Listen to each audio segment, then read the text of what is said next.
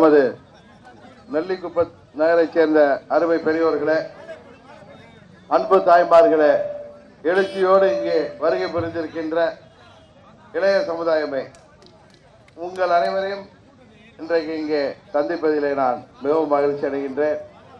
இன்றைக்கு மதியம் தொலைக்காட்சியிலே பார்த்திருப்பீர்கள், இரட்டை இலை சின்னம் தினகரனுக்கு மறுக்கப்பட்டது.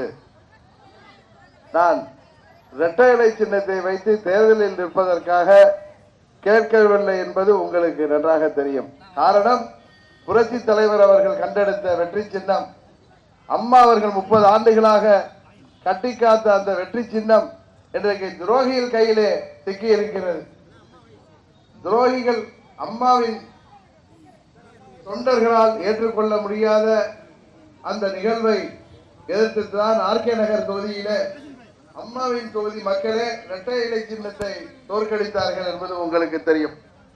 இதைவிட பெரிய அங்கீகாரம் நம்மளுக்கு தேவையில்லை. நான் நீதிமன்றத்திலே குக்கர் சின்னம் தான் கேட்டேன். காரணம், குக்கர் சின்னத்திலே வெற்றி பெற்று இரட்டை இலை சின்னத்தை மக்கள் மன்றத்திலே வெற்றி பெற்று இரட்டை இலை சின்னத்தை மீட்டெடுக்க வேண்டும் என்பதற்காகத்தான் நாம் போராடுகிறோம். அதே நேரத்தில் நமது உரிமையை விட்டுவிடக் கூடாது.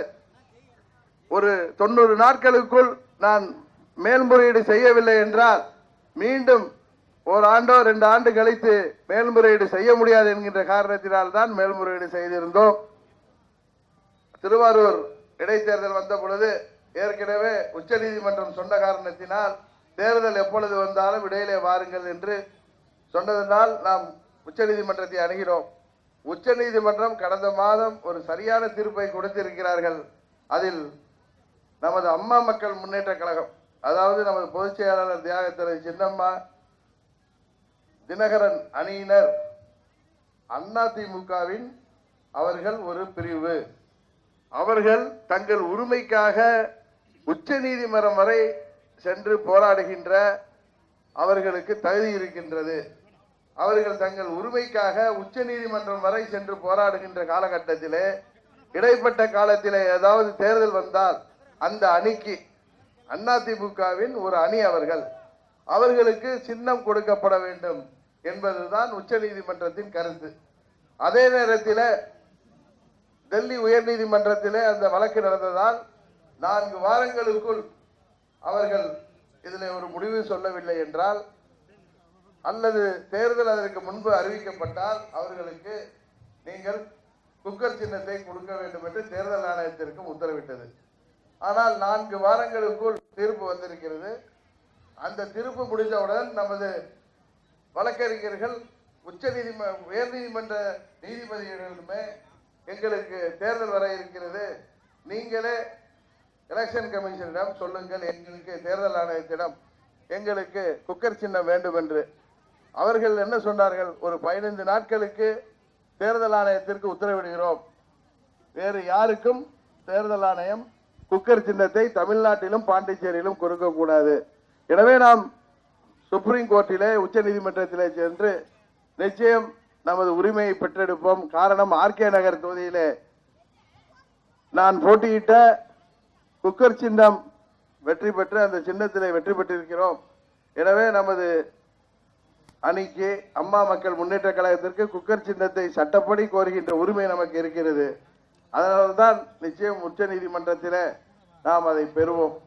தமிழ்நாடு முழுவதும் இன்றைக்கு அந்த சின்னம் மக்களிடையே பட்டி தொட்டி எல்லாம் வெற்றியின் சின்னம், அது அம்மாவின் உண்மையான தொண்டர்களின் சின்னம் என்பது அது மக்களை அடைந்திருக்கின்ற காரணத்தினால் துரோகிகள் பயந்து கொண்டு அவர்களுக்கு இரட்டை இலை சின்னம் ஒதுக்கப்பட்ட பிறகு நமது வழக்கறிஞர் எங்களுக்கு நீங்கள் குக்கர் சின்னத்தை கொடுக்க சொல்லி தேர்தல் ஆணையத்துக்கு உத்தரவிடுங்கள், தேர்தல் வருகிறது, நீங்களே உத்தரவிடலாம், நாங்கள் உச்ச நீதிமன்றம் செல்ல வேண்டிய அவசியம் இல்லை என்று கேட்ட பொழுது இவர்கள் குறுக்கே வந்து இவர்களுடைய வழக்கறிஞர் அவர்களுக்கு கொடுக்க கூடாது என்று சொன்ன போது, நீதிபதியை உங்களுக்கு தான் ஒரு சின்னம் கிடைத்து விட்டது, நீங்கள் எதற்கு இதில் தலையிடுகிறீர்கள், குக்கர் சின்னத்திற்கும் உங்களுக்கும் என்ன சம்பந்தம் இருக்கு என்று கேட்டுவிட்டு தான் தேர்தல் ஆணையம், தெரியும் அது மத்திய அரசாங்கத்தின் ஒரு அங்கம், இவர்கள் கட்சியை பதிவு செய்யவில்லை, அதனால் ஒரு பதிவு செய்யாத கட்சிக்கு நாங்கள் கொடுக்க முடியாது என்றெல்லாம் சொன்னார்கள்.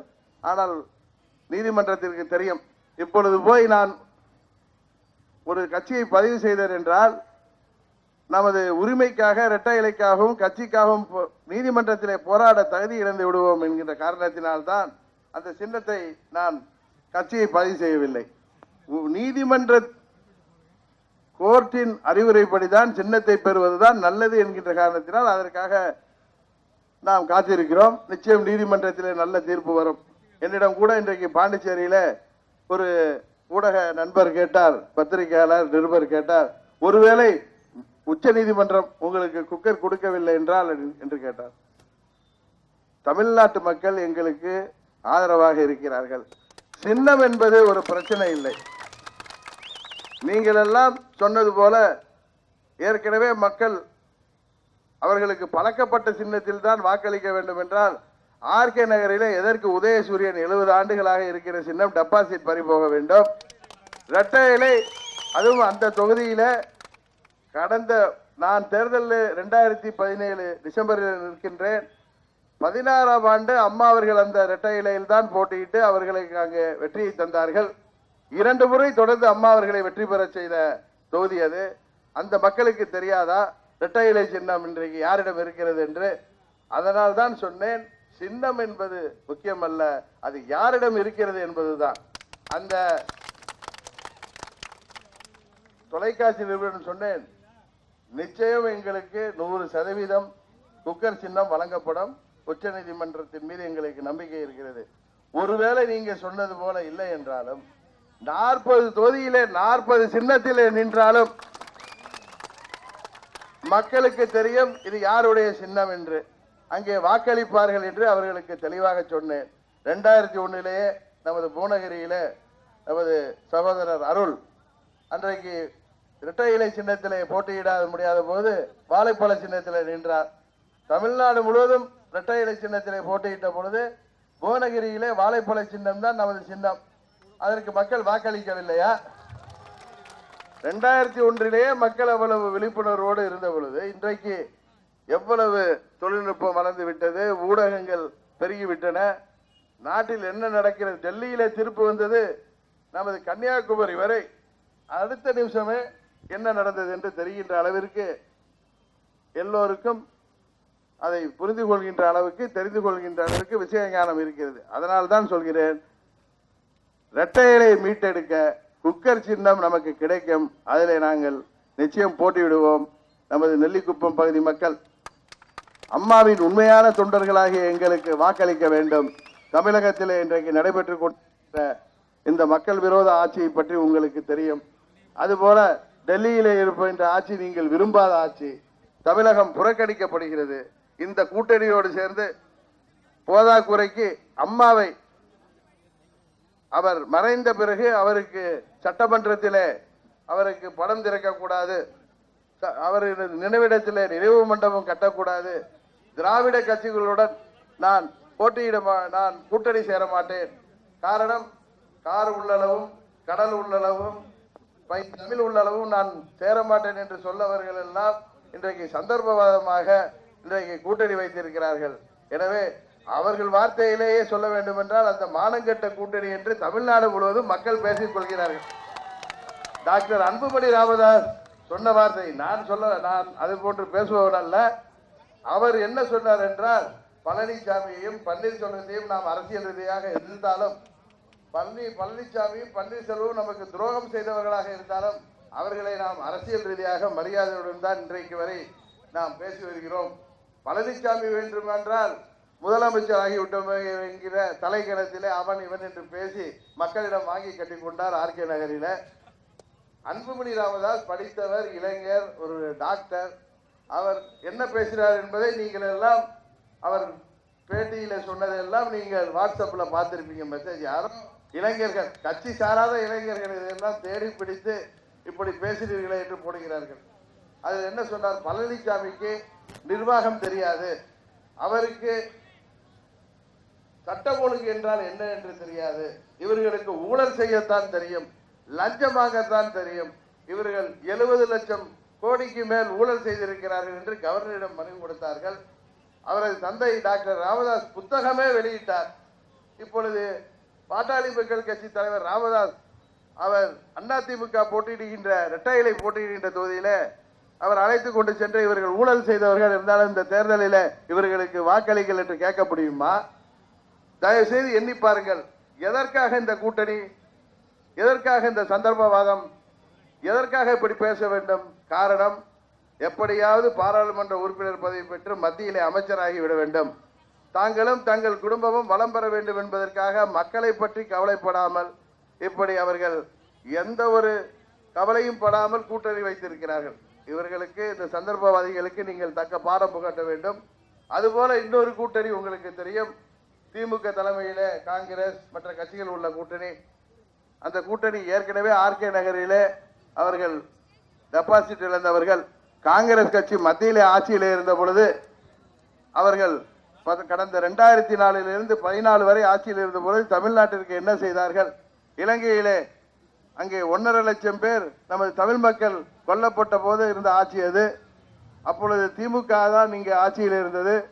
அதுபோல நமது காவிரி படுகை மாவட்டங்களிலே இன்றைக்கு மக்கள் விரும்பாத இந்த ONGC திட்டங்கள், மீத்தேன் திட்டம், ஹைட்ரோ கார்பன் திட்டத்திற்கு அனுமதி அளித்ததே, முதற்கட்ட அனுமதி அளித்ததே இன்றைக்கு திமுகவின் தலைவராக இருக்கின்ற திரு ஸ்டாலின் அன்றைக்கு உள்ளாட்சித்துறை அமைச்சராக இருந்த பொழுதுதான்.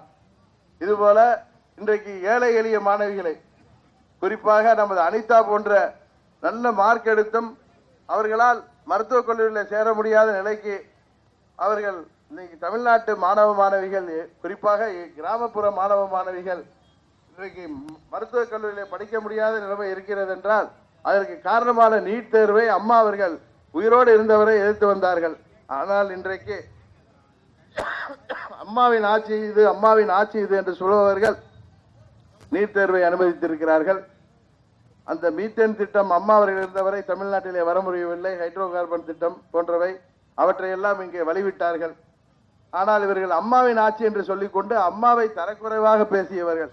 அதுவும் அவர் மறைவிற்கு பிறகு அவருக்கு சட்டமன்றத்திலே படம் வைக்க கூடாது என்று ஒரு மாபெரும் தலைவருக்கு 4 முறை உங்களால் முதல்வராக்கப்பட்டவருக்கு சொன்னவர்கள். அம்மாவிற்கு நினைவிடத்திலே நினைவு மண்டபம் கட்டக்கூடாது என்று நீதிமன்றம் வரை சென்று வழக்கு தொடர்ந்தவர்கள். அவர்களோடு கூட்டணி வைக்கின்ற அளவுக்கு இவர்கள் சென்று விட்டார்கள்.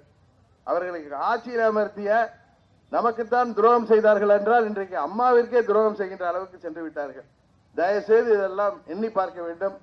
தமிழ்நாட்டில் உள்ள விவசாயிகள், ஏழை எளிய மக்கள், வியாபாரிகள், வேலை இல்லாமல் தமிழ்நாட்டிலே காத்திருக்கின்ற, படித்துவிட்டு காத்திருக்கின்ற இளைஞர்கள், புதிய தொழில் தொடங்க காத்திருக்கின்ற இளைஞர்கள், அரசு ஊழியர்கள், ஆசிரியர்கள், நெசவாளர்கள், மீனவர்கள் என பல தரப்பினரும் இன்றைக்கு பாதிக்கப்பட்டிருக்கிறார்கள்.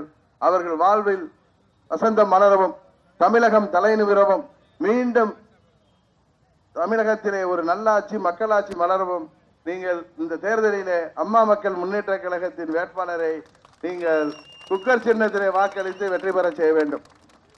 நமது பகுதியில் EID சர்க்கரை ஆலையில் 4 ஆண்டுகளாக 200 கோடிக்கு மேல் விவசாயிகளுக்கு நிலுவைத் தொகை இருக்கிறது. அதுபோல அங்கு அந்த பகுதியில் அந்த சர்க்கரை ஆலைக்கு செல்லக்கூடிய கனரக வாகனம் மற்றும் கரும்பு வண்டி அண்ணா சாலையை பயன்படுத்துவதால் அவ்வப்போது விபத்துகள் ஏற்படுகின்றன. பள்ளி கல்லூரிக்கு செல்லும் மாணவ மாணவிகள் மிகவும் சிரமப்படுகின்றனர். ஆகையால் ஆலை நிர்வாகம் கரும்பு அபிவிருத்தி சாலை திட்டத்தின் கீழ் அமைக்கப்பட்ட சாலையை கனரக வாகனங்களுக்கும் கரும்பு வண்டிகளுக்கும் சென்று வர பயன்படுத்துமாறு அறிவுறுத்தப்படுகிறது.